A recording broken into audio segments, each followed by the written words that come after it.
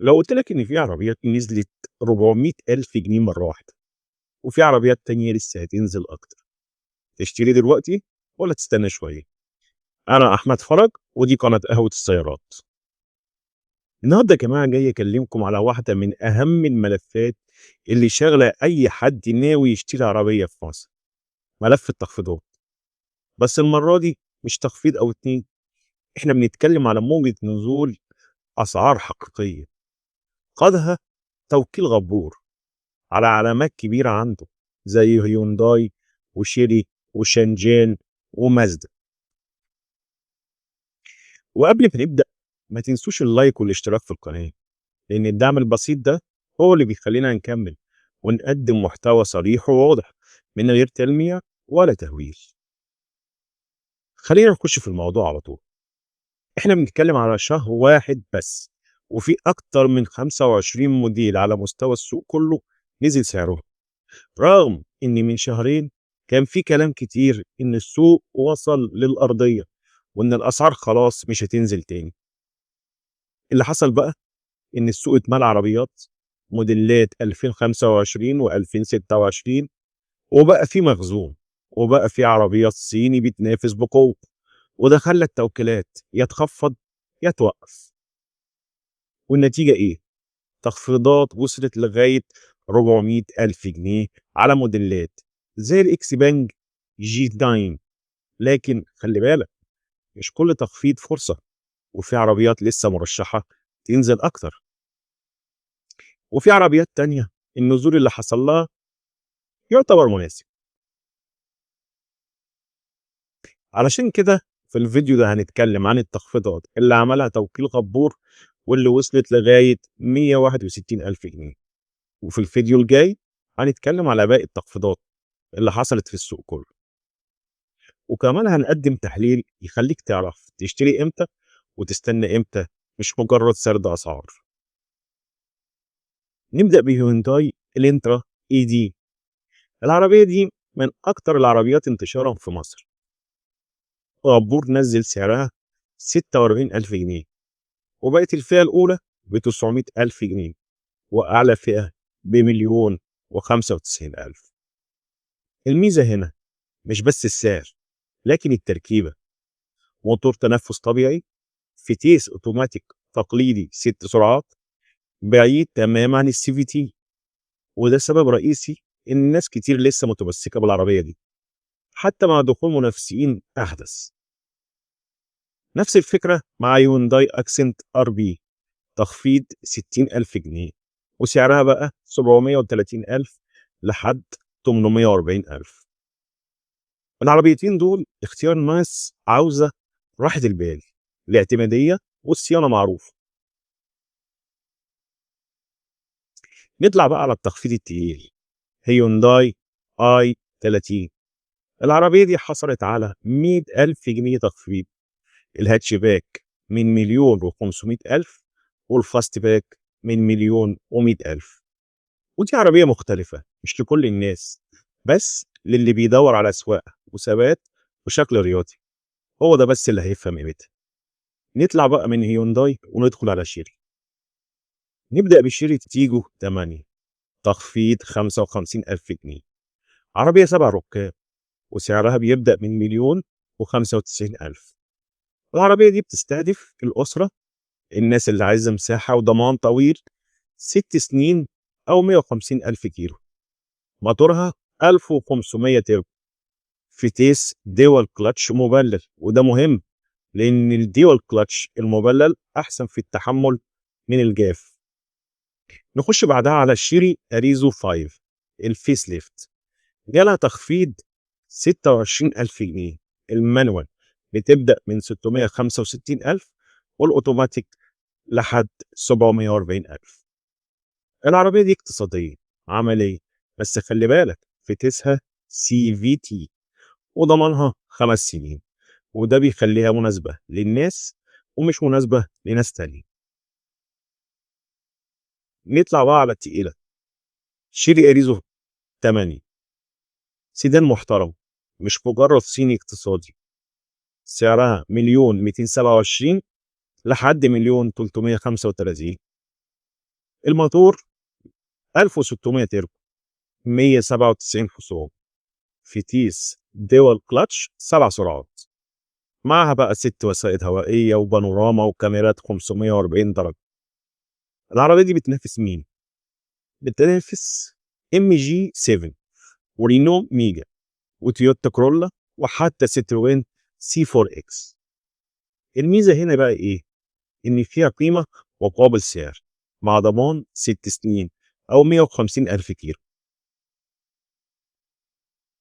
ندخل بقى على شنجان، واللي بصراحة واحدة من أكتر العلامات اللي بتتحرك بذكاء في السوق. نبدأ بشنجان يونيتي، تخفيض 50,000 جنيه، سعرها من 1,350,000 لحد 1,450,000. العربية دي بتنافس عربيات أوروبية زي بيجو 2008 وأوبل موكا، خصوصا إن الأوروبي بينزل بموتور 3 سلندر وفي ناس كتير مش بتفضله. شنجان هنا 1500 تربو، فتيس دول كلاتش، 6 وسائد هوائية وبانوراما وجنوط 20 بوصة. بعدها العربية المهمة جدا هي شنجان CS 55 بلس المستوردة. غابور عمل تخفيض عليها 75,000 جنيه وبقت ب1,325,000. نطلع بعدها على شنجان إيدو بلس، تخفيض 50,000 جنيه وسعرها بيبدأ من 1,000,000 جنيه.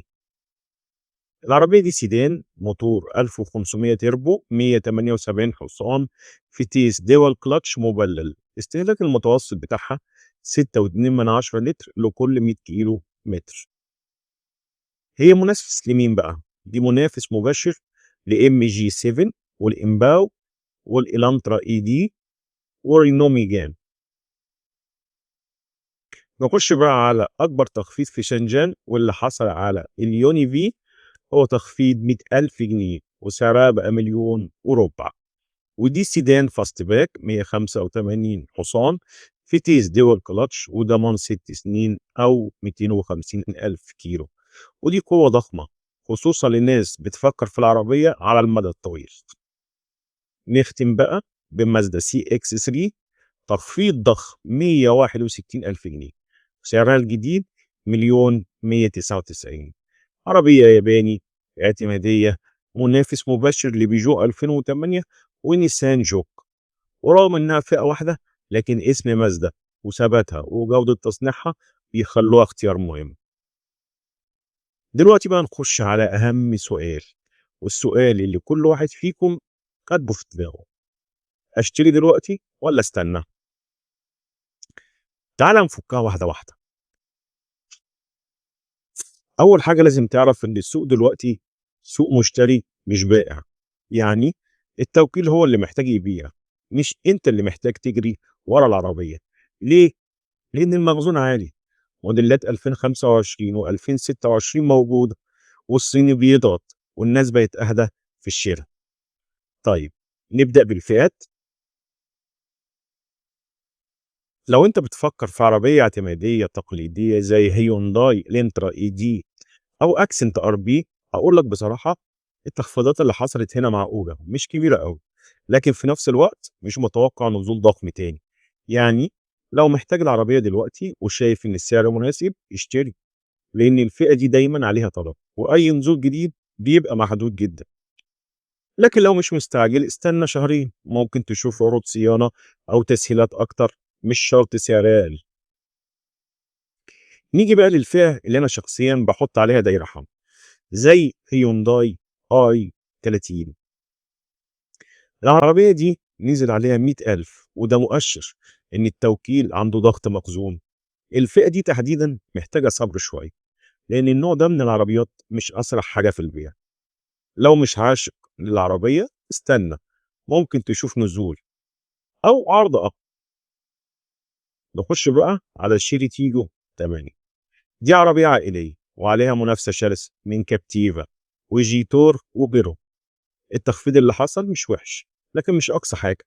رأيي هنا لو محتاج عربية 7 ركاب دلوقتي والسعر داخل دماغك اشتري، لكن لو تقدر تستنى القطاع ده لسه مرشح للنزول، خصوصا مع دخول موديلات جديدة. نخش بقى على شيري أريزو 5. دي عربية اقتصادية وسعرها حساس جدًا. بصراحة دي من العربيات اللي لسه فيها مجال نزول، خصوصًا إن المنافسين بيزودوا ضمان وبيحسنوا مواصفات. لو مش مستعجل استنى، ممكن تشوف يا سعر أقل يا ضمان أطول يا عرض أقوى. نيجي بقى للعربية التقيلة، شيري أريزو 8. هنا الوضع مختلف، العربية لسه جديدة ومواصفاتها عالية وضمانها قوي. التخفيضات عليها مش كبيرة وده طبيعي. رأيي لو عجباك ومعاك الميزانية اشتري، لأن النزول الكبير مش هيجي غير بعد فترة. نخش بقى على شنجال ونبدأ بيونيتي. العربية دي في نص المعركة بين الصيني والأوروبي، والتخفيض اللي حصل لسه مش أقصى حاجة. لو مش مستعجل استنى، لأن المنافسة هنا شرسة جدا، وأي حركة من بيجو أو أوبل بتسحب السوق لتحت. نيجي بقى لأهم نقطة في الفيديو كله، شانجان سي اس 55 بلس المستوردة. دي بقى مثال كتابي على استنى وما تشتريش. ليه؟ لأن في نسخة بتتجمع محلي وسعرها أعلى، والتاريخ بيقول أول ما التجميع المحلي بيستقر السعر بينزل، وده شبه مضمون.